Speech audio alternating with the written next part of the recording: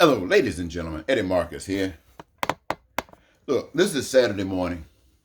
I really hadn't thought about making a presentation to you on this day. However, it is my practice usually to do it all the time. Specifically today, though, I was thinking about what I've done, what I've committed myself to, and the pain and hurt that I feel when I look at the results of my efforts. I don't see anything really positive. It seems like a wasted life talking about peace and prosperity to America. You know, people talk back, but it takes more than that. And so I was thinking about a song. There was a song that went something like, sitting here thinking, oh Lord, about all the troubles that I've had, Lord. How my so-called friends have mistreated and talked about me. Whoa, ho, ho, it makes me feel so bad, Lord. And I was thinking about that, and I wanted to come back home and practice that song so I would sound a little bit better than I just did. But then something else took control and said, that isn't the message that I should give you today. That really the message that you need to know is the truth that only I can give to you. When I say only I, that does not mean that there aren't others. It means that in order for the specific truth, you have to be one with it. And that is this. You know, there are people talking about science and what science does and how the ignorance that we have and can't attribute it to anything, we just put it God. And as I was hearing that discussion, I reflected on some of the things that I find myself guilty of in that regard. Sure, when I see stuff that looks like it's magic, and I'm not talking about the magic, I'm talking about the real magic, that yes, I attribute it, since I can't come up with anything else, God. And then so it makes me reflect on what it is when people talk about God. What is God to people? Well, God to people are what people have been trained to see God as, what people have been told God is for those who believe in God.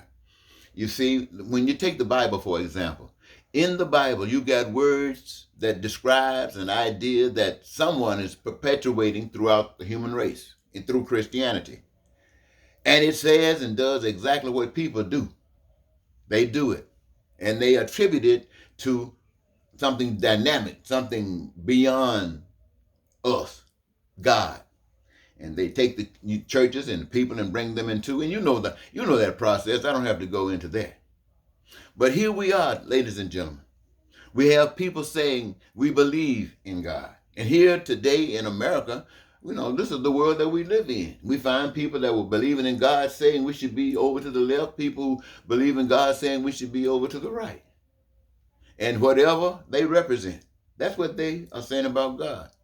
And we have what we have, and I'm sure it's nothing that we want, but we got it. And so I'm thinking about these things, ladies and gentlemen. These people telling you that you came from a monkey. A monkey.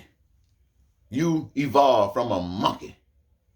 Maybe that's why people act that way, because they've been told that they are monkeys. Well, it has its downfalls. Them people say you came from a bang, boom. And see, all of these things, they say, well, since you don't understand, then you look back and how they designed it again. Go back to the Bible right fast, how they not only put the words there, they put words that said that man made in the image of God. They chose the image, the physical image, to be the representation of God. And then they put before us a figure that they wanted us to see God as. And then the training took place. And so there you are. But ladies and gentlemen, I am here today, as I've always been, to tell you that I'm not talking to you about some crap I believe. I'm here because of some stuff that I know. And I want you to know that there is a God. Now, what God is, I can't identify that. I can't say, but I know one thing that God has. And you know what that is? That is power. So when I think of God, I think of power. Wonderful, loving power. Wonderful, loving power. I see God as wonderfully loving power. That means everything that God does is wonderful and it's loving. But it so happens in our reality, we got choice. This wonderful God has given us choice. Put human beings here on this earth. Made every resource available when the earth was created. Above the earth, on the earth, in the earth. Many of the resources are seen and many of them are not, but have been identified. Why and how? Because each of us that come on this earth, coming from the magnificent power of the love of God, have within us, and indwelling within us, something that we want to do, that we're just great at. Singing, I say singing and dancing stuff because that seems to be so easy to other people. It's really not, but it seems to be that way. So the arts, even the sports, when you're putting it all together, then you start getting serious, start getting into your teachers. You get into your engineers and all these people who got all these different talents, who have brought these talents, given specific talents to bring here that wonderful loving God.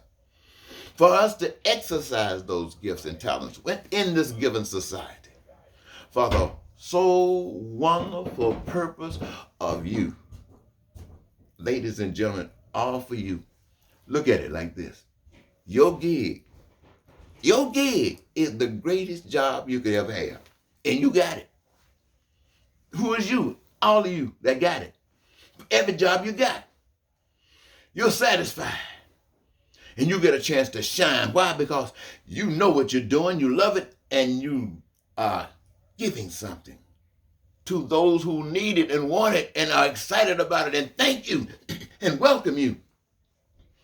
And how do you know that they thank you and welcome you? Because you, first of all, got the greatest gift and got a chance to do your thing. And the cream on top is that everything you need, everything that you want, everything that you desire is coming back to you, being available to you in the reservoir of goods and services for you to access at your need, your want, or your desire. My. That's the magnificent love of the Almighty God. You don't suffer for nothing. The world is complete with love. No lying, no cheating, no stealing, no killing, no terror, no war, no none of that poverty, crime, and violence. No, don't exist. Because what you do, you recognize that there's a power that you can't see, that you can't touch, you can't feel. But you know that you're here, so you allow that power to, you just accept the fact that your ability to stand up and walk and talk and breathe means that God is in you. Power. And what you were made to be is what you are. And nothing on the face of the earth prevents you from doing that. Why? Because you're excited about what you're doing. Excited. You don't have time to get into anything else. You're not deceived by anything else. You're not deceived by democracy, communism, socialism, dictatorships, or any of that. You're not deceived by sex, money, water, none, all of that stuff. You're just living life. And whatever. You see, ladies and gentlemen?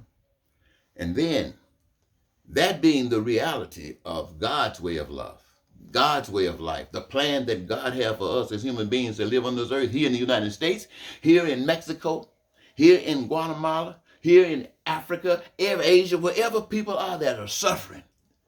And that's everywhere.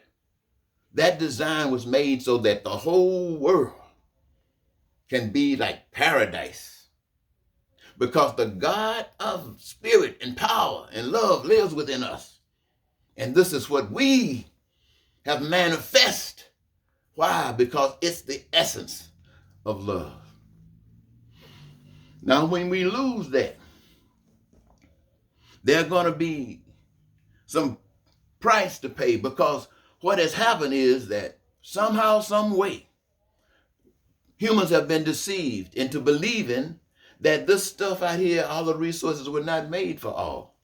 It was made for the greedy, the ones who do anything to get it and claim it as their own, and then exploit it, taking what you need and selling it to you after they pays you a little bit to work to get it. My God, I don't need to go into that today. We all know that story because we've been experiencing that same story all of our natural lives. But I want you to know this, ladies and gentlemen, my sisters and brothers that are listening to me. I'm not telling you what I believe. I'm telling you what I know. When you stand up for what is right, they're going to come at you, and that's okay.